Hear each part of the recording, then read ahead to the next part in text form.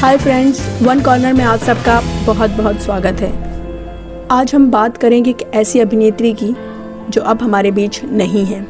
5 अप्रैल 1993 में उनकी मृत्यु हो गई थी।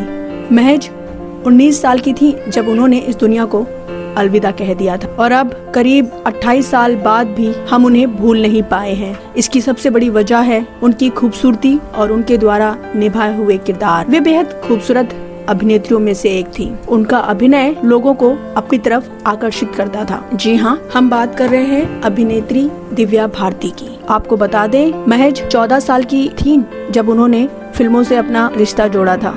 शुरुआती दौर में उन्हें कामयाबी नहीं मिली, इसीलिए उन्होंने 1990 में साउथ फिल्मों की तरफ अपना रुख किया। 1991 में आई फिल्म बाबली राजा जो बहुत बड़ी हिट साबित हुई। तेलुगु फिल्मों में एक साल में ही उन्होंने बहुत लोकप्रियता हासिल की। उसके बाद उन्होंने चिरंजीवी, मोहन बाबू जैसे बड़े बड़े कलाकारों के साथ काम किया। साउथ फिल्मों में उनकी कामयाबी को देखते हुए 1992 में उन्हें फिर से हिंदी फिल्मों के लिए ऑफर आने लगे। आपको बता दें, 1992 और 1993 के बीच में ही उन्हें 14 से भी अधिक फिल्मों में काम करने का मौका मिला था। ये अपने आप में एक रिकॉर्ड था एक अभिनेत्री के लिए। उनकी पहली फिल्म आई थी विश्वात्मा, जो कि 1992 जनवरी के मंथ में रिलीज हुई थी।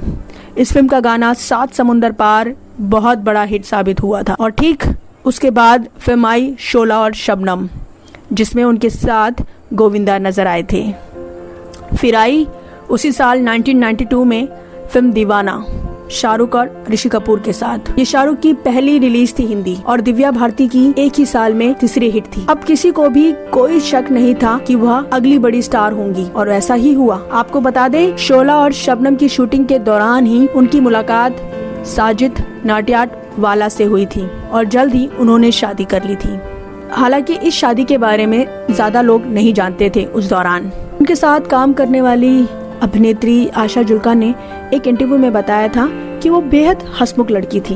उन्हें लोगों से मिलना, उनसे बातचीत करना, दोस्ती करना बेहद पसंद था। वो स्क्रीन में जितनी प्यारी दिखती थी, असल जिंदगी में ही उतनी ही प्यारी। उन्हें शॉपिंग करना बेहद पसंद था।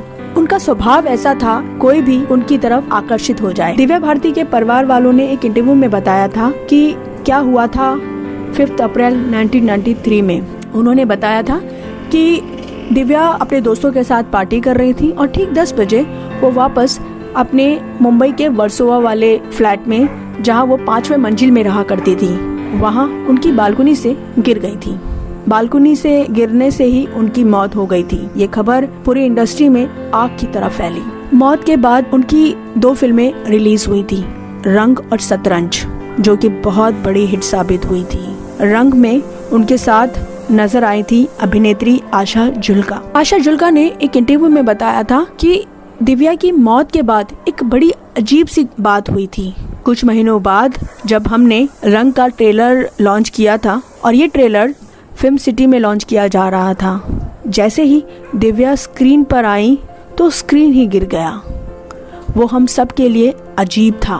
आपको बता दें, जिन फिल्म प्रोजेक्ट्स का दिव्या हिस्सा थी उसमें उनके जैसी दिखने वाली शख्स का इस्तेमाल हुआ या फिर किसी और अभिनेत्री को उनका रोल दे दिया गया। 1994 में आई फिल्म लाडला सीन खुद दिव्या भारती शूट कर चुकी थी, लेकिन उनकी मौत के बाद पूरे सीन हटाने पड़े और उस फिल्म में श्रीदेवी को लेना पड़ा। 1992 और 1993 दिव्या भारती ने एक साल के सफल करियर में इतनी कामयाबी हासिल की कि आज वो 28 साल बाद भी याद की जाती हैं। लोग उन्हें भूल नहीं पाए हैं। हमारे YouTube चैनल वन कॉर्नर को लाइक करें, सब्सक्राइब करें और बहुत सारा प्यार दें।